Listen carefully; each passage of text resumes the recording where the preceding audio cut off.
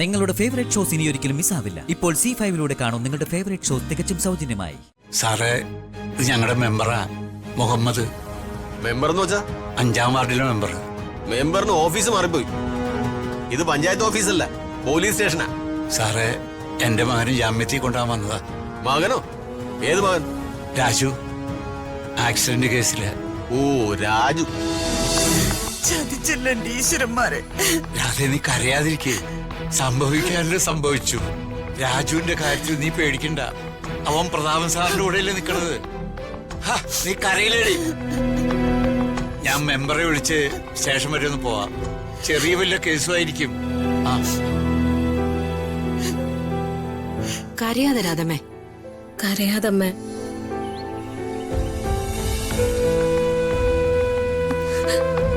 ഞാൻ കാരണം രാജുനെ police arrest ചെയ്തോണ്ട് പോയത്.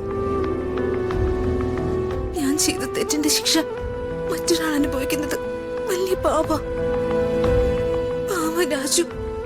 പോലീസ് ചിലപ്പോ രാജുവിനെ ഉപദ്രവിക്കും. നാളെ രാജുവിന്റെ വീട്ടുകാരുടെ മുഖത്ത് ഞാൻ ഇങ്ങനെ നോക്കും. നമുക്കിനി എന്ത് ചെയ്യാൻ പറ്റും ചേച്ചി? എല്ലാം കൈവിട്ട് പോയില്ലേ? ഇല്ല, ഇനിയും വൈകിട്ടില്ല. എന്തെങ്കിലും ചെയ്തേ തീരൂ.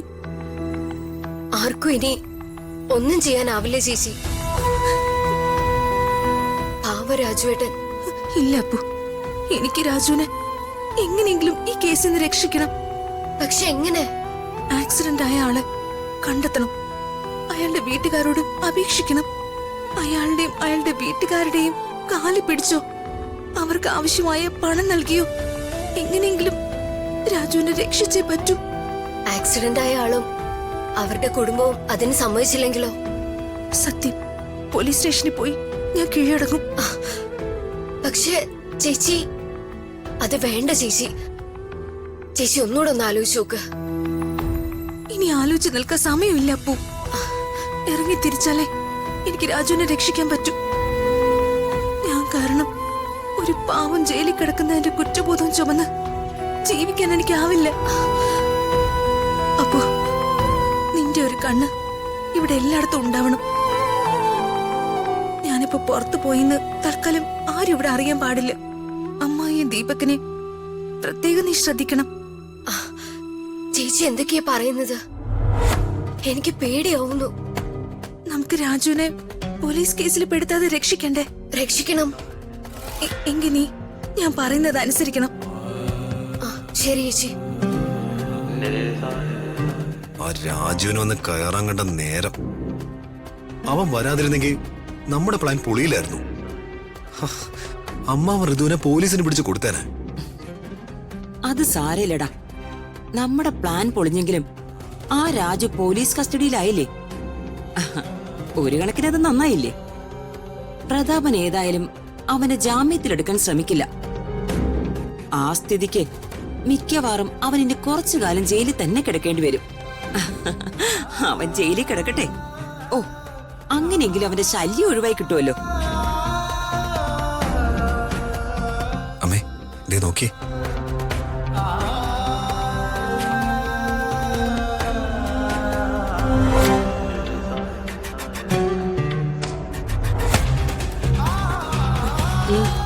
എന്ത് വേണം ചേച്ചി, ആ രാജു ഒരു പാവല്ലേ.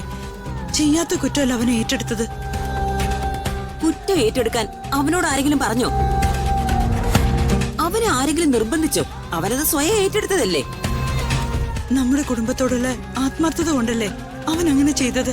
അതിന് അപ്പോ അവന് രക്ഷിക്കേണ്ട ഉത്തരവാദിത്വം നമുക്കില്ലേ? അവനെ രക്ഷിക്കണം ചേച്ചി.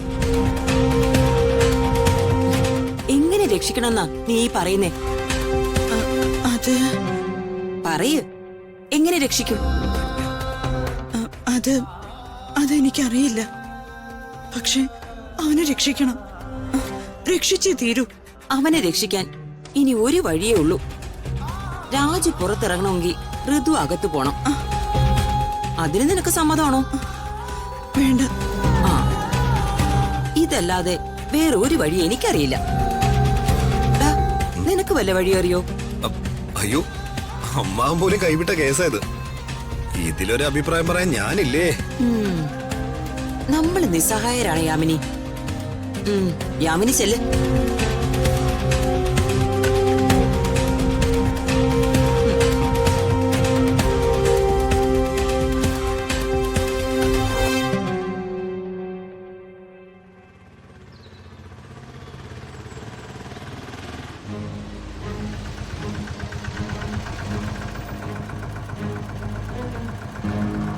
വേണോട്ടോ, വാ, ധൈര്യമായിട്ട് വാ. ആ ഇപ്പൊ വരാട്ടോ.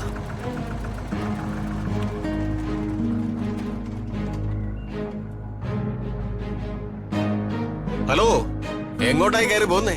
ഇങ്ങ് വാ. ഡോ, നിന്റെ ടേബിളിൽ വെച്ചിട്ട്. അല്ല സാറേ, ഞങ്ങളെ SI സാറിനൊന്ന് കാണാൻ വന്നതാ. ആ, നിങ്ങൾ കാണാൻ വന്ന SI സാറാ ഈ നിൽക്കുന്നേ. ഓ, കണ്ട സ്ഥിതിക്ക് മടങ്ങി പോയിക്കും. Sorry sir. സാറ് യൂണിഫോമിലല്ലാത്തത് കൊണ്ട് ആളെ മനസ്സിലായില്ല. എന്നെ യൂണിഫോം ഇടാൻ പഠിപ്പിക്കാൻ വന്നാണോ? എവിടെ നിന്ന് വരുന്നടാ നീയൊക്കെ?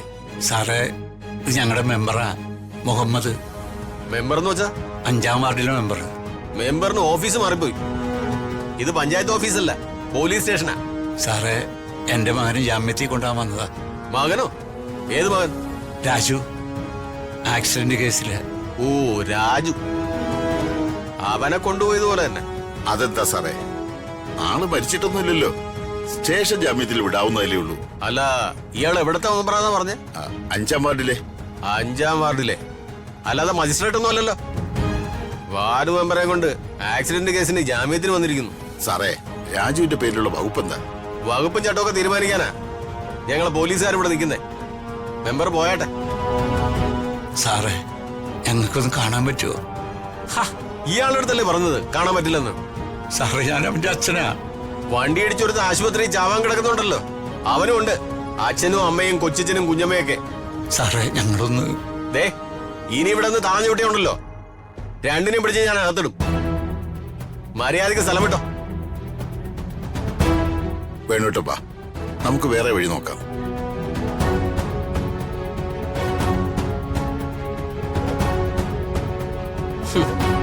ഒരു ജാമ്യക്കാരൻ വന്നിരിക്കുന്നു. രാജുവിന് പുറലോകം കാണണമെങ്കിൽ കുറച്ച് പാടുപെടും.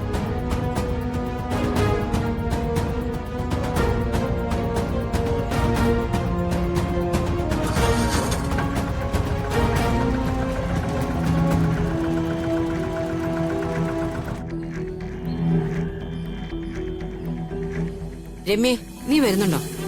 അമ്മ പൊക്കോ, ഞാൻ വന്നേക്കാം. രാധമ്മേ, ആങ്ങളെ വിളിച്ച് കയ്യോ കാലോ പിടിച്ച് എങ്ങനെയെങ്കിലും കല്യാണം നടത്താൻ നോക്ക്. അതായിരിക്കും നല്ലത്.